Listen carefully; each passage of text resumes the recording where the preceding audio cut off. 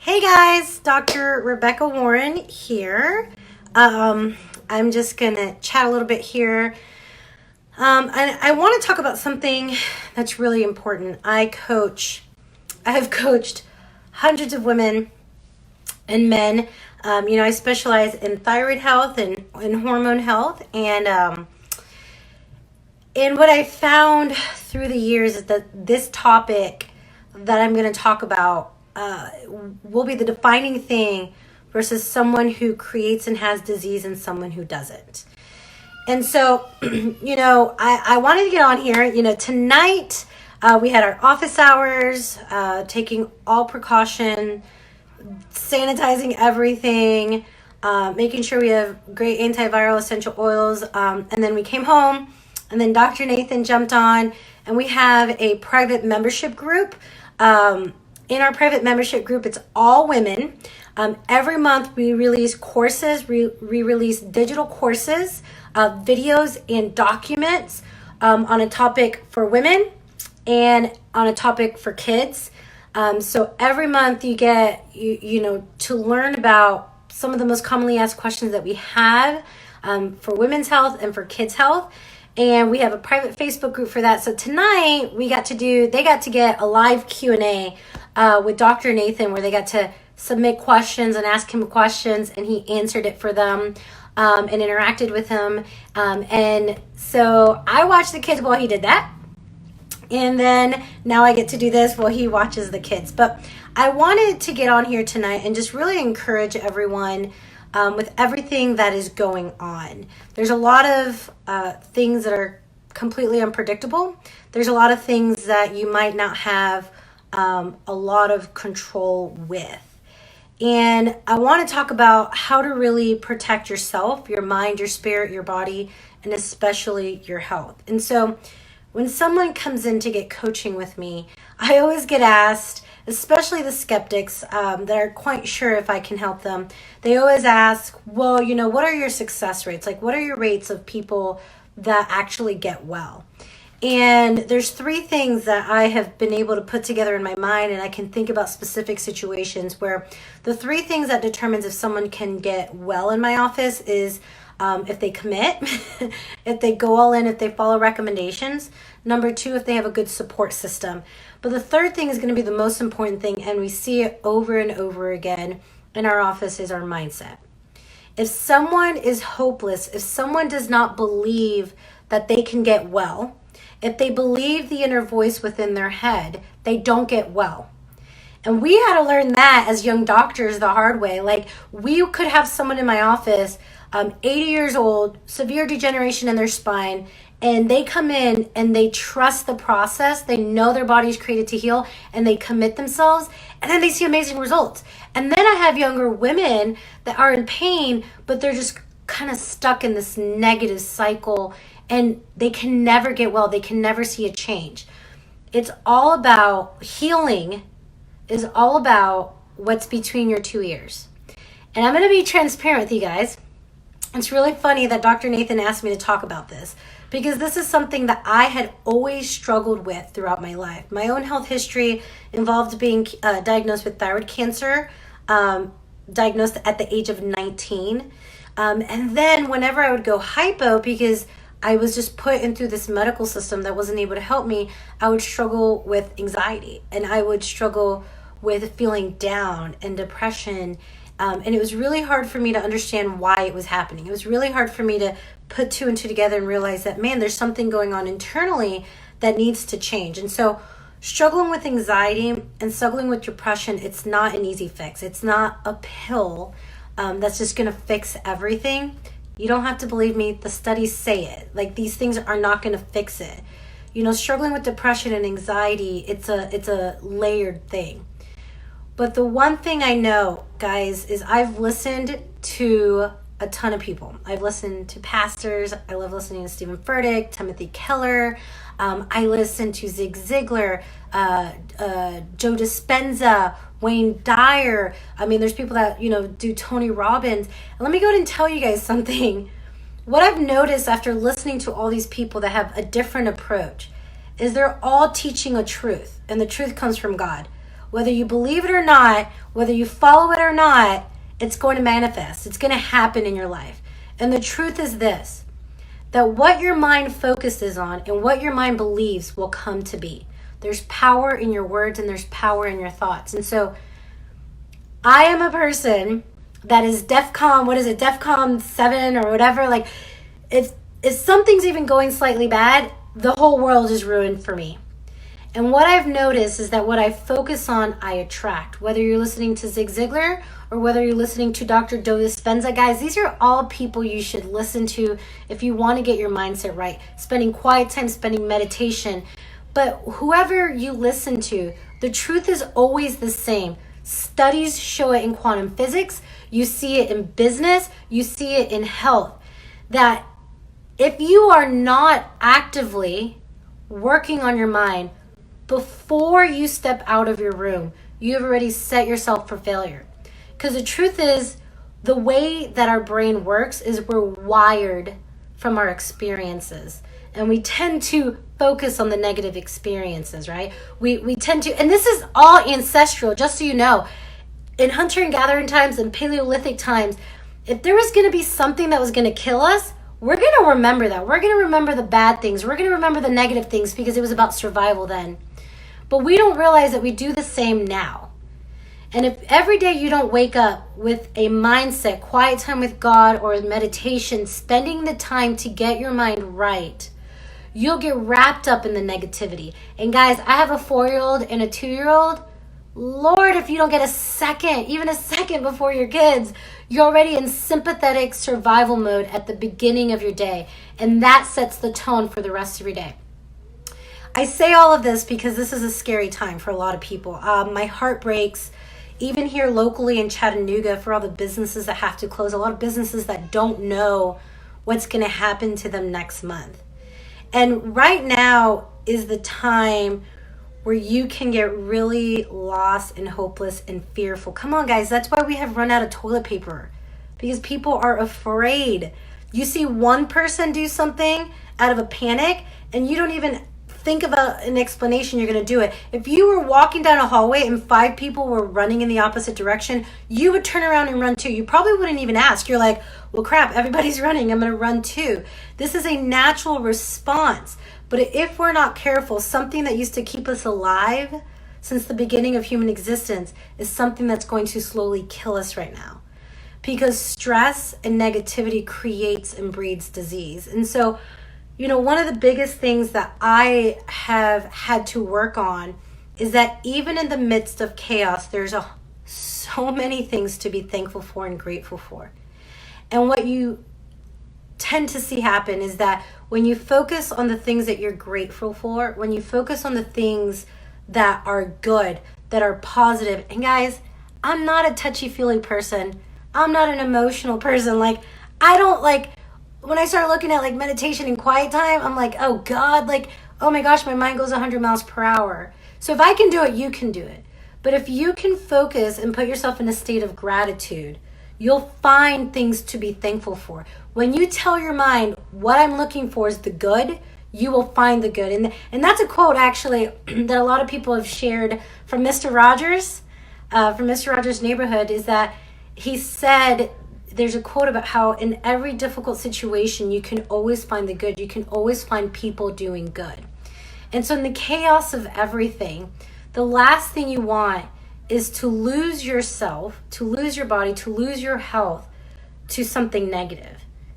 And I'll never forget reading something. I don't remember what book it was from, but it was talking about, why don't you take a second in difficulties, take a second and write yourself a letter. And think about all the times that you've had difficult things in your life and you've survived. Guys, you have each and every one of you guys have not only survived, but you've made it to this point. And for some reason, in the midst of chaos, we lose sight of how we've overcome things. And so we lose sight that we can overcome things, okay? So focusing on the fact that, number one, you have made it here. That means you have survived very, very, very difficult things throughout your life. The second thing is that there's things to be thankful for. There's things to look at. And when you look at those things, you attract those things. You put it out into the universe and it comes back. And guys, it sounds weird me saying out into the universe and back, but listen, after reading and hearing the studies by Dr. Joe Dispenza, he shares about it, about the quantum field and how you influence your atoms and the energy around you. This is science, and this is from God, that we think, and what we think becomes true.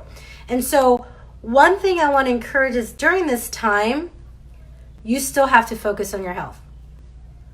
Listen, chronic disease doesn't happen when things are going well. And people are usually like, what? Like when people get coached by us, like we say like, no, I want to help you during the stressful times. Because what tends to happen when you're overwhelmed and you're stressed, the last thing you think about is eating well, protecting your body, and moving and exercises. But what you don't realize is that's where cancer begins, and that's where heart disease begins, and that's where diabetes begins, and hormones and estrogen and progesterone. That's where it begins. Because when you are already stressed, you're having a cortisol response. And then add into that choices that feed disease, like binging on sugar and becoming stagnant and staying inside and staying in front of the TV. And those things, those are the catalysts to disease 5, 10, 15 years down the road. But this is what I say, this is what I teach, is that when things are going crazy, it's not the time for you to do strict 20 grams or less carbs of keto, and you're doing 5 days a week, and you are restricting everything. That's not when you do that. What you do right now in the midst of the chaos is you pick 2 or 3 things that you are going to commit to. Listen, right now, I'm going to commit to getting outside with the kids for 30 minutes. Even though I'm going to have to drag them outside, I'm going to commit to doing that for 30 minutes. Right now, I'm going to commit to paleo. Right now, I'm going to commit that there's not going to be any sugar in our house. Guys, there's no reason for you to stock up on crappy food. There isn't a shortage of food. In fact, I've gone multiple times to the grocery store, and I've seen lots of veggies and berries and fruit and like almond flour stuff. So what you want to do, commit to doing something like paleo. Yeah, and today, Lydia's like, today was a beautiful day to get outside. That's when and you can do social distancing, guys, outside. But commit to 3 things, and that's it. Don't do anything else. I mean, yeah, maybe, you didn't work out every day this week. Maybe you didn't stick to the keto exactly. Listen, all you need to do is think about right now, how can I nourish my body? How can I take care of what God's given me? How can I protect my mind, and how can I protect my spirit? And you do that by committing to 3 things for your health, and then let go of everything else. You let everything go. And especially if you guys are women and you're watching this, there can be a lot of, it's not guilt, it's shame. There's a difference. Brene Brown, my girl, I love her. Guilt is something that you do. Oh man, I made a mistake, or I didn't do this. What tends to happen is we can be really, really hard on ourselves. And our inner conversation about what we did or didn't do with the kids, or what we did or didn't do with our health, and what we did or didn't get done, or what we're doing to protect ourselves. There's a lot of shame that can happen in our mind. And a lot of the conversation is about being failure. You're not good at this. You're a bad mom. You're not a provider. If there's, parents that work outside of the house and they're stressed out about that. If you're not careful and you don't pay attention to how you speak to yourself, what you don't realize is you say statements of identification. You say stuff not, man, I made a mess. You say, I'm messy. Man, today wasn't a great mom day. Man, I'm a bad mom. And you'll give yourself all the evidence for it. So if you don't take a step back and listen to the conversation that you're having with yourself right now, you're going to create a lot of shame statements, a lot of identity statements, especially in the midst of this chaos and especially in the midst of this fear. And when you have identity statements of shame, identity statements about you falling short. Hey, Kelly, thank you for tuning in. If you make those statements, then that's who you are. And if that's who you are, then there's nothing you can change about it. Guys, now more than ever is when you protect your mind. Now more than ever is when you protect your spirit. Now more than ever, in the face of adversity, in the face of uncertainty, do you say, I know who I am and I know whose I am? Because you're on this earth for a reason and for a purpose. You're on this earth to live this full life. And so There's a lot of things, again, that's going on. There's a lot of things that we don't know what things are going to look like in 30 days, but you cannot control your environment. You can control how you respond to your environment. And let me go ahead and say, I'm not going to say it's going to be easy, and I'm not going to say it's going to be perfect. But there's this book called Atomic Habits, which I recommend everyone read. Now, Atomic Habits talks about how you actually make habits, okay? And what that means is Atomic Habits is they've done studies on if you do one small action consistently, it doesn't have to be big, you don't have to be all out, go all out. If you do one habit consistently, it's about consistency. It's not about doing it 12 times. It's not about doing it for 21 days. But if you do it consistently, then you create neurons that fire together. And when you keep on creating neurons that fire together, they bundle together. And when they bundle together, it becomes easy to do. It becomes a habit. So if every day, even if it's 5 minutes before you step out of your room, you take a moment to breathe for 5 minutes. You take 5 minutes and listen to a worship song. You take 5 minutes and you listen to meditation. You take 5 minutes and do a gratitude journal. And if you do that consistently, guys, you're not just changing your spirit and how you feel, you're physically changing your brain. There's an artist, everyone always laughs at me in the office because I don't know who this guy is. If I say the song, you guys will know.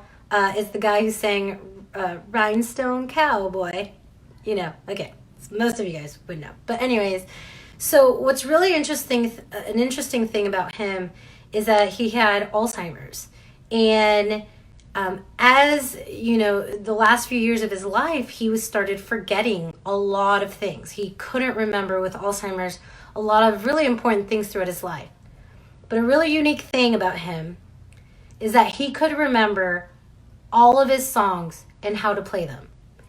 Even though the Alzheimer's, took away his health, deteriorated his brain, he could remember and he could still tour and play and sing his songs. When they looked at his brain and they did imaging and they looked into his brain, they saw the area of the brain of remembering like melodies in his songs was larger. It did not atrophy. It did not go down. So that's a physical representation of what the science is telling us, is that when you use a part of your brain consistently, you're not only creating a different body, a different spirit, but you're physically changing your brain. You want to know a really good way to fight Alzheimer's and dementia? Create new habits and stick to them. So during this time, what are some things that we're doing and what are we doing with the kids? I'll tell you this right now. We dance every day. That's what we do. Every single day we dance. Because even if we're feeling like crap, music can change your feelings, your mind, and your spirit. And you want to talk about kids? Kids do really great. 3 things you do with kids to change their attitude. Take them outside, dance, or put them in water. Those are 3 things that has been shown to change the way a child responds. So what do? I'm trying to see if my journal is here. I do have a Rachel Hollis journal called the Start Today Journal. And every day I wake up, focus on multiple things that I'm grateful for. And then I focus on 10 goals and 10 dreams of mine. And what I found, I reluctantly started doing that because I don't like journaling. I also don't like feeling like I have to wake up and do something. But I started doing that and I started doing it consistently. And what I found is in the midst of a chaotic day, I was looking for the things that tomorrow morning I could write in my journal. There's the sun shining today, and Lydia was like, thank you, God. Yeah, the sun was shining today. I was able to make a really good cup of coffee, which is a big deal for me. I was able to dance with the kids. I was able to see, people in my office whose lives have been transformed. I'm looking for that, even though in the back of my mind, I'm thinking, I'm so worried about everyone and their businesses, and I'm so worried for our local restaurants. I'm looking for the things to be thankful for, and I'm looking for peace throughout my day. So every morning we start off with journaling. Dr. Nathan will always do like a podcast. He will, as long as the kids give him that chance to get out and straight do it. If he doesn't, he'll get the kids situated, and then he'll do the podcast. So focusing on starting your day the right way. I will say this. Let's talk about adaptogens. let's talk about some supplements, because everyone likes supplements to help you with stress. Okay, so we really, really love adaptogens, and so this is what we're focusing on when we're looking at supplementation. This is what we're looking at, not just supplementation, how we eat, in our mindset. So the HPA axis, hypothalamus, pituitary, and adrenals. The hypothalamus looks at our environment and determines how things are. If things are stressful and overwhelmed, then you're going to go into sympathetic and fight or flight, and it affects all hormones in your body. But if you're safe and you're calm and you're not in danger, you're going to go into parasympathetic, which is rest, digest, heal, and function.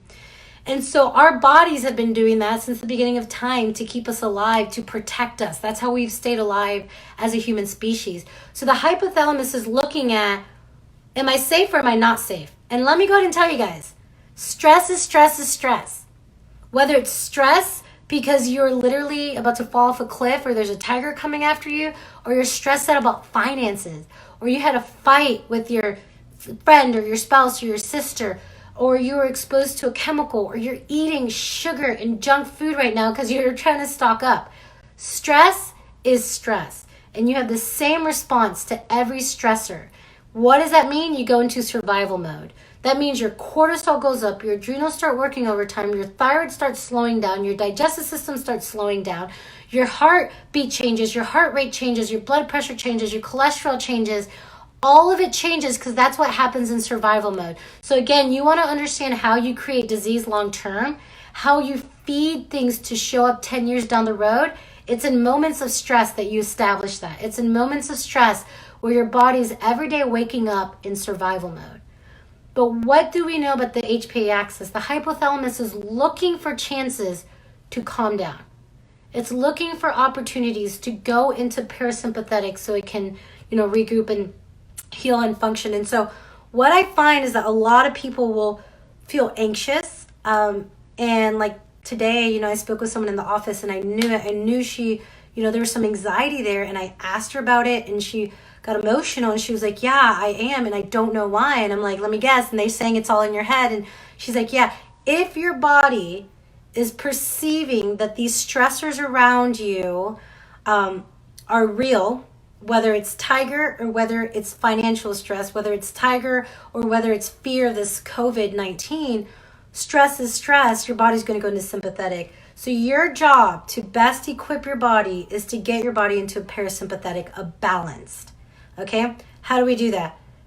We work in our family, in our office, chiropractic adjustment helps us adapt. We remove the interference, and not just removing pain, but we're influencing function. Another thing, like I told you, is meditation, spending quiet time, regrouping, calming down, breathing. You can do stuff like grounding, going outside barefoot, 15, 20 minutes barefoot, especially if the sun is setting. You get the most charges and ions there, okay? You can do box breathing, taking deep breaths in, and controlling your breathing. You can do things like adaptogens. Let me talk about two different things that I absolutely love that would be really helpful for you guys. Vitamin C and adaptogens. So let me talk about adaptogens. So the purpose of those herbs are to help balance out cortisol levels. They help you adapt. And the thing with adaptogens, we love StressRx. StressRx is a brand we use. Cordyceps, rhodiola, and ashwagandha. And what I found the best response with is two different things with adaptogens. Number one, the right mix. It depends on what you're trying to use it for. So there's things like maca and other adaptogens that you can use. We have seen really great results with cordyceps, ashwagandha, and rhodiola from StressRx. And so this is the second thing to understand about adaptogens. The way you would take adaptogens, it's according to your cortisol response, okay? So what does that mean? It means that if you're really, really, really stressed and you take 2 capsules, you're probably not going to see anything, okay? Your cortisol's depleted or it's over the top. You have to take enough adaptogens to deal with your cortisol response and where you are at. So if you're feeling sick, if you've been injured, if you're overwhelmed, if you're stressed, with StressRx, you can take 4, 6. I've had people take 4 or 6 when work is crazy and feel a really great difference. And Lydia, you said you love StressRx. I do too. But you want to take enough of it where you start to notice you can see your body calming down. So if that's 6, you take 6. If that's 2, you take 2. If you have to split it out throughout the day, you have to find the right dose for you. The second thing, which I understand is going to be really hard to find, in our office, we're getting vitamin C next week. Our online store should be stocked or will be stocked here in the next couple of days. Vitamin C, the reason why it's going, it's been sold out, because vitamin C not only is a powerful antioxidant, but it's something that's actively used to help fight viruses. So vitamin C, powerful antioxidant, but let me tell you what happens with vitamin C. Vitamin C works together with cortisol.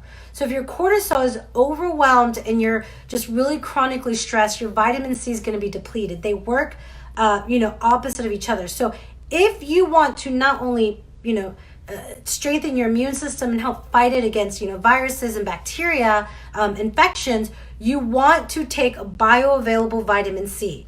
You also want to take enough to reach your threshold for what your body needs, and then to also support and replenish your adrenals. So vitamin C is powerful on so many levels.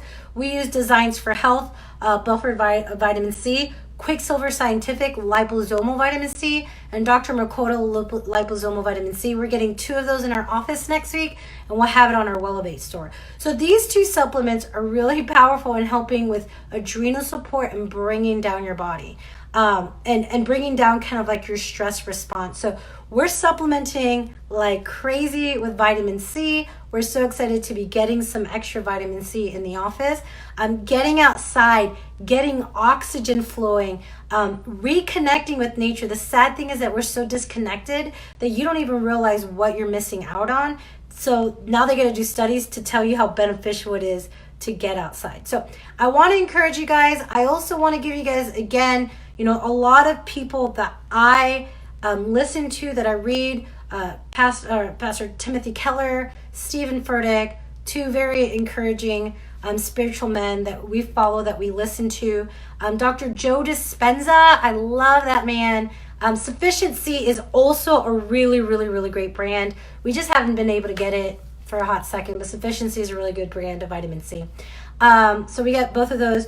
Dr. Joe Dispenza, guys, you want to know the emotion behind, he's got that touchy-feely side, if you like that, but he also has that science side to prove to you that your crappy thinking creates a crappy life. And so if we can't control what's going on with this virus, and we can't control getting out of our house, we can control what's happening internally. We can control the disease that can be created inside of our bodies because of stress.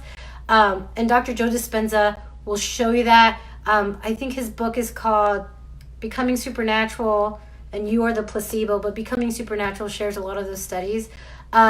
Wayne Dyer, Zig Ziglar, really awesome. Just thinking right off the top of my head. That's what I'm thinking about right now. So anyways, I want to encourage you guys. We love and care about each and every one of you guys. And Sunday night, I'm planning on going live and teaching on a subject. Right now, everyone that's filled out my survey has said they wanted me to continue and do my talk on Facebook Live on Sunday night, which is going to be autoimmunity, immune system, and thyroid health. So how do you protect your body and encourage healing, especially if you have a thyroid issue? And what is autoimmunity, and all these infections, how to best prepare yourself for that, and how to best protect yourself. So thank you guys for tuning in, and have a good night. We'll see you next time.